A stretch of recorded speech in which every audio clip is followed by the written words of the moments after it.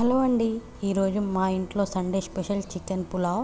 చికెన్తో ఎప్పుడు ఒకే విధంగా కాకుండా ఇలా కూడా ట్రై చేయండి.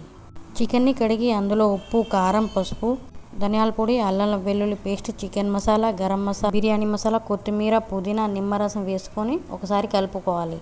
తర్వాత మళ్ళీ పెరుగు వేసి ఇంకోసారి కలుపుకోవాలి. ఇలా కలుపుకున్న దాన్ని 1 అవర్ పాటు మ్యారినేట్ చేయాలి.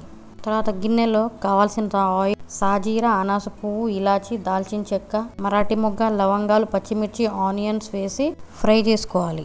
ఆనియన్స్ లైట్ బ్రౌన్ కలర్లో ఫ్రై అయ్యాక టమాటోస్, ఉప్పు, కారం, పసుపు లైట్గా అన్నీ వేసుకోవాలి.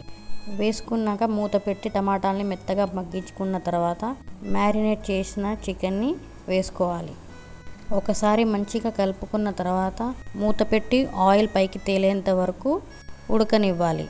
తర్వాత మళ్ళీ ఇంకోసారి కొత్తిమీర, పుదీనా వేసి 1 గ్లాస్ బాస్మతి రైస్కి 1.5 గ్లాస్ వాటర్ 20 మినిట్స్ కుక్ చేసుకుంటే టేస్టీ పులావ్ రెడీ.